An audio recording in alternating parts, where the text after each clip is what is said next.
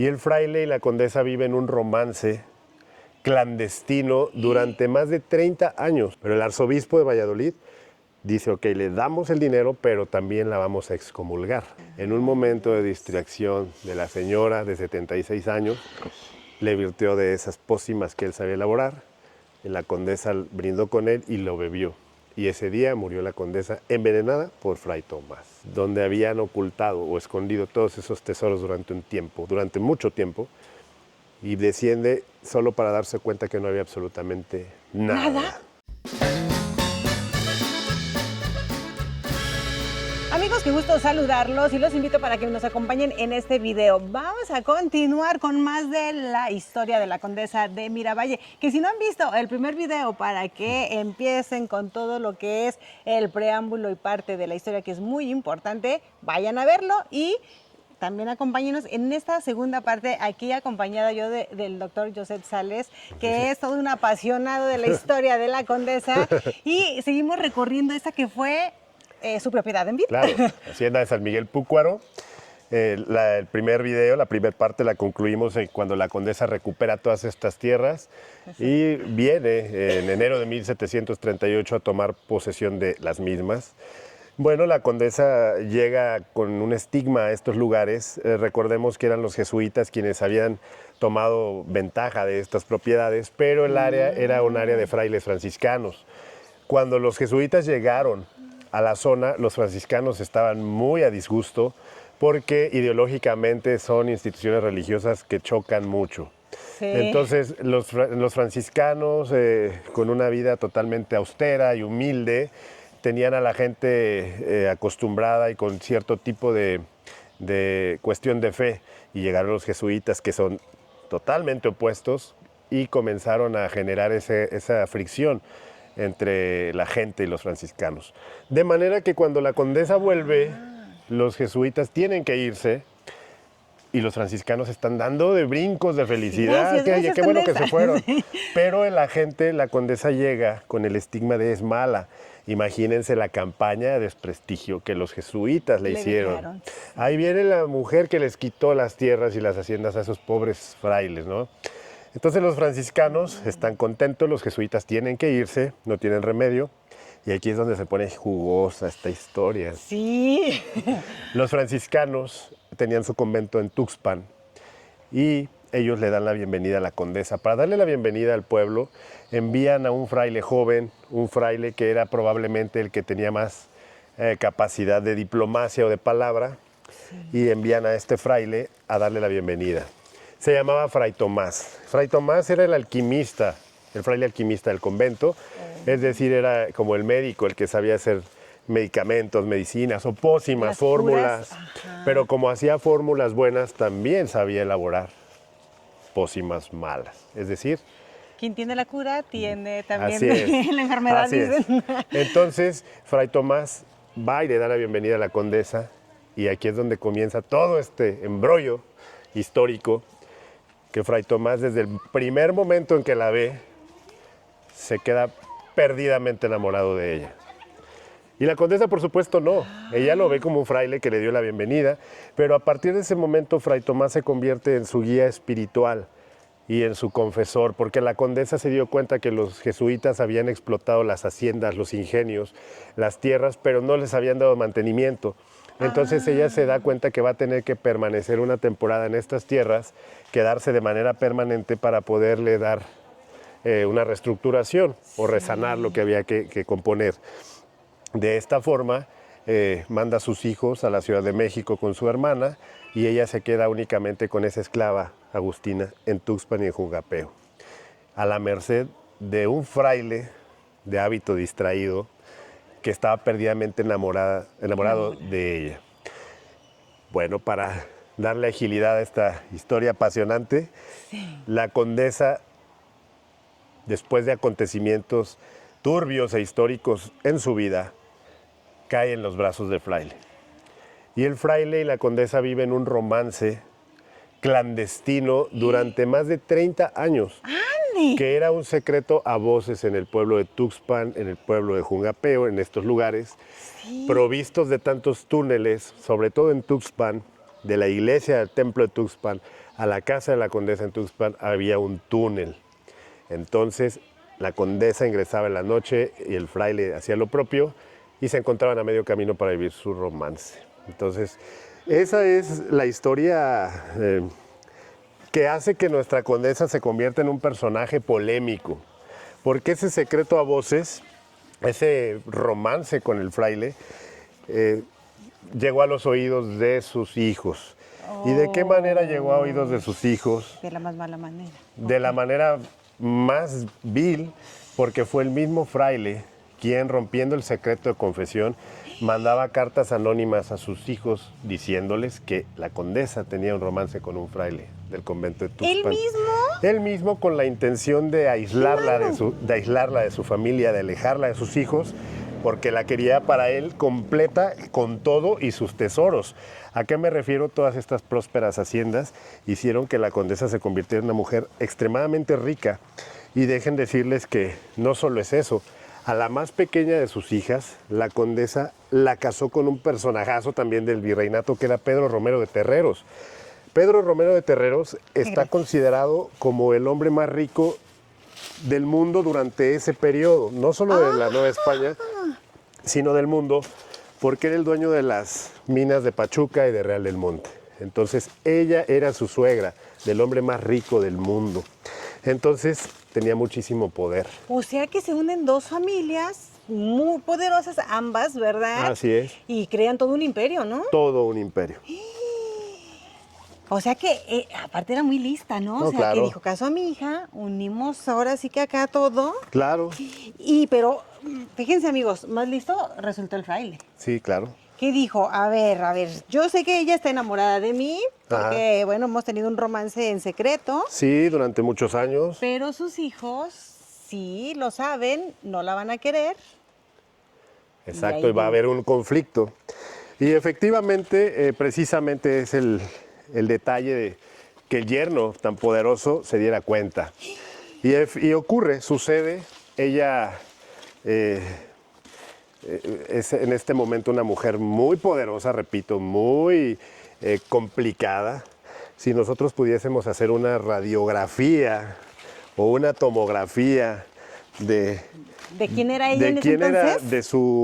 de su forma de ser, de sus estados de ánimo, de todo lo que ella pensaba y su comportamiento, estaríamos volviéndonos prácticamente locos, porque realmente era una señora ocurrente, era una señora que conforme podía levantarse contenta, podía levantarse muy de malas, y tenía ideas absurdas, caprichosas y pues muy vanidosas en este momento de su vida. Y es justo aquí cuando, alentada por Fray Tomás, decide volver a demandar a los jesuitas. ¿Otra vez? Muchísimos años después de haberles ganado el pleito, demanda a los jesuitas por segunda vez, siendo ya la mujer poderosa que era, esta vez con la finalidad de que le redituaran en dinero todos los años que ellos estuvieron en posesión de estas tierras. O sea, el rencor hacia ellos no terminaba. No terminó en sacarlos, Así despojarlos de aquí. ¿Y qué fue lo que ocurrió? Que en esta ocasión el pleito duró días, no un año como la vez anterior. Días, por ser quien era, sí, denle lo que quiera a la señora, que gane.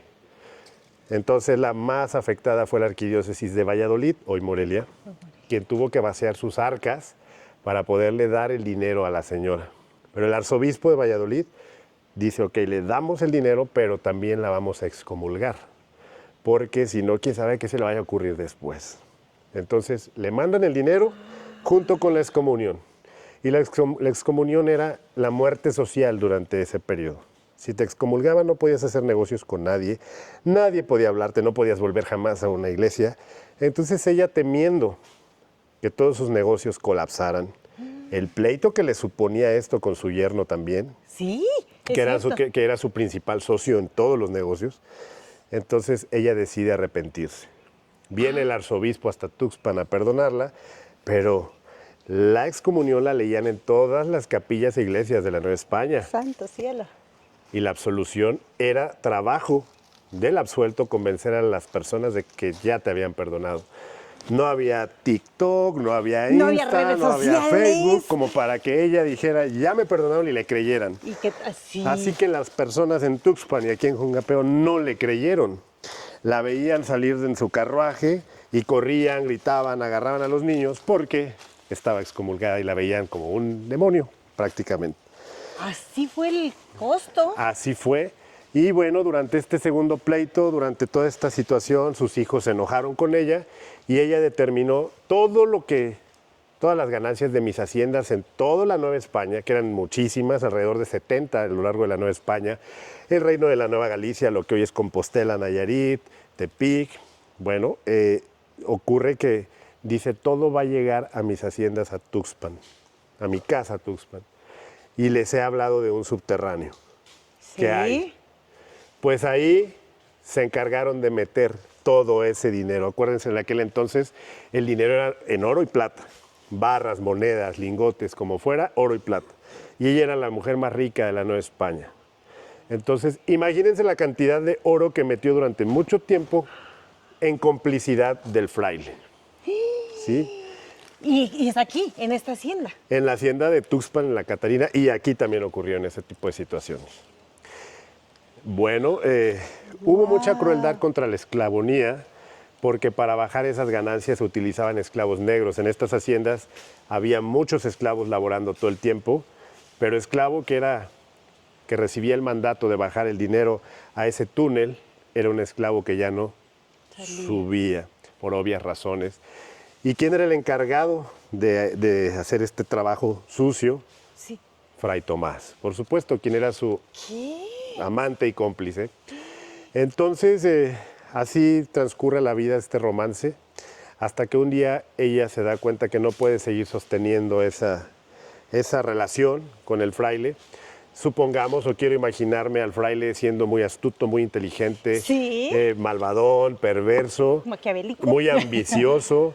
Entonces llega el momento en que tal vez ella, cuando tenía ya 76 años, decide dar por concluida esa relación. Después de la excomunión, de la absolución y de todo lo que habían guardado juntos. Abre los ojos. Y decide pues reencontrarse con sus hijos, con su familia y dejar a un lado a ese fraile. El último convento que se entregó al clero secular en la Nueva España fue el de Tuxpan, y es por obvias razones. Seguramente ella detenía que ese convento se cerrara para estar cerca de Fray Tomás. En ese momento que ella decide terminar su relación, el convento cierra y a los franciscanos de Tuxpan les dicen, pues pueden irse a hacer lo que ustedes ya quieran hacer de su vida, como civiles, o va a haber 2, 3 conventos que van a quedar salpicados en la Nueva España para que pues, los que quieran seguir la vida de fraile se vayan allá.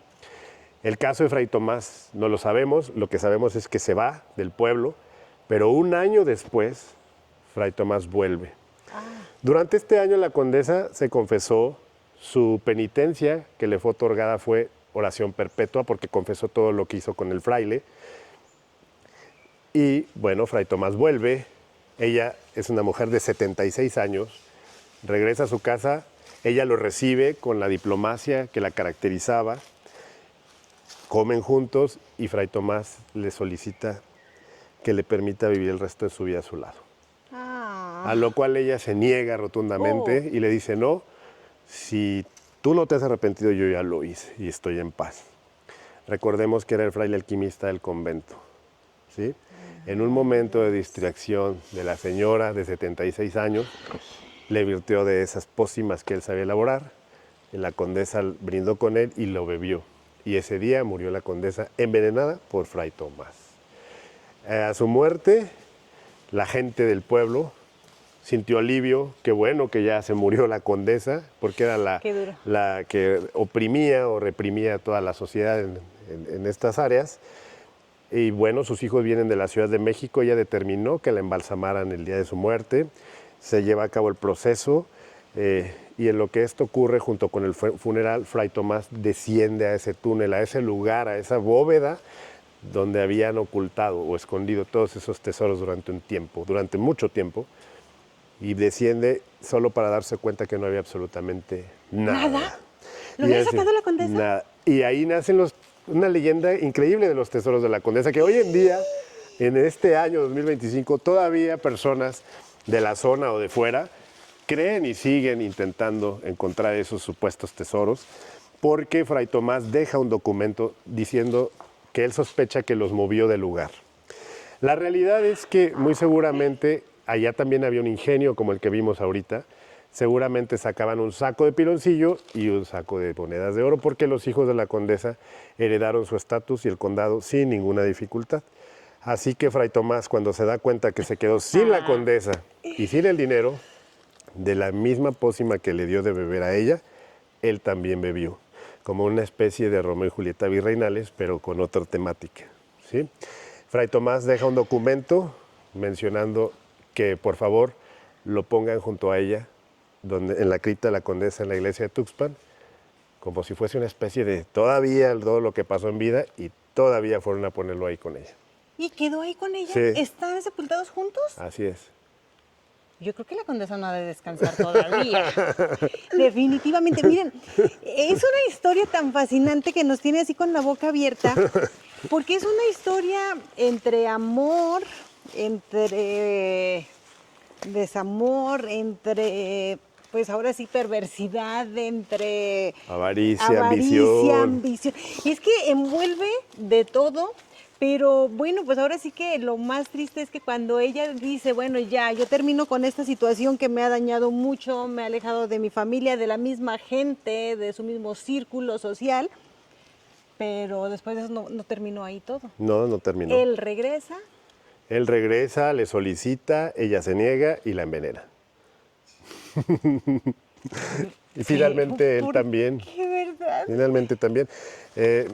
Habrá que pensar cuáles fueron los motivos que los llevaron tal vez a terminar su relación si lo habían hecho ya durante tantos años y superaron una relación clandestina, escondidas, y finalmente, pues bueno, termina de esta forma.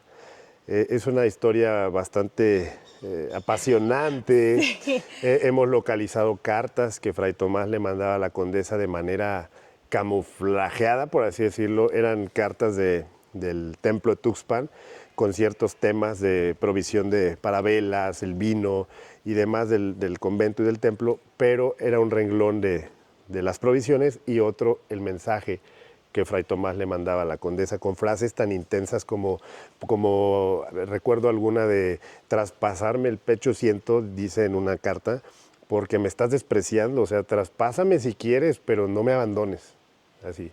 Es intenso. Podríamos decir que él estaba muy obsesionado con ella, ¿verdad? Estaba obsesionado y pues enamorado, creo, de más. Pues bueno, sí. Estaba obsesionado. Definitivamente. Tóxico. Sí, bastante. Fue tóxico hasta llegar a envenenarla, pero cuando él descubre que no hay condesa allá y que no hay tesoros, porque la condesa fue muy inteligente, como toda mujer, fue muy ingeniosa y dijo, sacó el tesoro Sí, de claro. donde ella sabía que él también sabía dónde estaba. Claro, eran los únicos dos que lo sabían. Porque quienes lo ocultaban, pues ya no podían volver a hablar porque pues ya definitivamente no salían del lugar. Pero ella fue muy lista, Sí. porque ella dijo, alguien más sí sabe de la ubicación de Claro. esto, es él. Claro. Lo sacó y él se queda sin nada y es en el momento en que él también dice, vámonos de este mundo cruel. Me doy también. Así es como concluye esta historia Sí. de la condesa de La Miravalle. condesa estuvo expuesta, porque fue su decisión, en la cripta de la condesa, así la conocemos popularmente en Tuxpan, en la iglesia, hasta el año 1960. En 1960, el sacerdote en turno decidió ocultarla. O sea, expuesta es como... en un ataúd de cristal, donde todos la podían ver porque estaba embalsamada. De manera que la condesa es todo un personaje de leyenda, porque en esa cripta subterránea en Tuxpan hay una ventanita que de la calle podías abrir y lo primero que veías era el cuerpo embalsamado de la condesa. Entonces, es todo un personaje para Tuxpan, para Jungapeo, porque las personas la veían. Vieron su cadáver hasta 1960. En ese año el sacerdote decidió pues ocultarla. En esta investigación que hice, yo sabía el sitio exacto donde estaba oculta y recientemente, bajo la aprobación de las autoridades de la arquidiócesis y también con una aprobación por parte de autoridades históricas, hicimos un trabajo donde pudimos volver a exponer a la condesa. De manera que hoy en día podemos verla nuevamente así como ella estaba durante muchos siglos, solamente que en 1960 el sacerdote le puso tierra encima a ese ataúd de cristal y con el tiempo colapsó y la tierra de la región y de la zona, muy rica en minerales terminó con el proceso de embalsamamiento. Y se dañó. Y lo que podemos ver en la actualidad es la osamenta de la condesa de Miravalle con parte de su ropa y un collar de cuarzo que ella portaba. ¡Ay, qué interesante toda esa historia! Y entonces, si alguien quiere verla, ¿puede visitar ahí en Tuxpan? Sí, en la cripta de la parroquia de Santiago Apóstol, en Tuxpan. Por si gustan ir a verla, amigos, cuando vengan, no dejen de pasar a verla, pero venir aquí a la hacienda, porque realmente después de conocer toda esa historia, recorrer cada uno de estos rincones, de estos espacios, te traslada a aquella época. Y lo decíamos hace un momentito fuera de cámaras con el doctor, esta hacienda, al conservarse todavía de una forma muy original, pues guarda todavía todo ese encanto. Claro. ¿Verdad? Claro que sí. Y amigos, bueno, pues así es como vamos a concluir esta historia, pero de misterio, hay mucho misterio que guarda esta hacienda y todo lo que envuelve a la condesa de Miravalle, pero eso lo vamos a dejar para el canal de Misterios con Alma, que los invitamos para que nos visiten y vean esos videos. Pero si usted quiere venir a conocer la hacienda, los invitamos para que visiten las redes sociales del doctor, porque ustedes hacen recorridos aquí en la hacienda, ¿verdad? Así es. Aquí reciben a toda la gente que quiera venir. Aquí recibimos a todos aquellos que quieran venir. El oriente de Michoacán es riquísimo en historias como la de la Condesa Miravalle. Esta ruta se llama Ruta La Condesa Miravalle, comprende los municipios de Tuxpan y Jungapeo. Es imperdible, realmente es un paseo con historia y todas las personas que han venido de todos los lugares de la República y de otras partes del mundo se han ido con un buen sabor de boca, porque los tuxpenses y los jungapenses somos personas muy hospitalarias, agradables y que nos encanta recibir a los visitantes. Y así que, amigos, no se pierdan ustedes su visita. Busquen al doctor, aparece en redes sociales, Facebook e Instagram, así como Josep Sales. Búsquenlo, contáctenlo y con tiempo agenden para que vengan a vivir ustedes esta experiencia. Y así es como nos despedimos de este video. Esperamos todos sus comentarios. ¿Ya conocen el lugar? ¿Sabían de la historia de la condesa? ¿Ustedes tienen alguna otra versión? Pues sería muy interesante saber de ella, ¿verdad? Claro. Y amigos, esperamos todos sus comentarios y si les gustó el video, por favor, compártanlo para que esta historia pueda llegar a muchas más personas. Yo no les digo adiós, sino hasta la próxima. Gracias, doctor. Bye.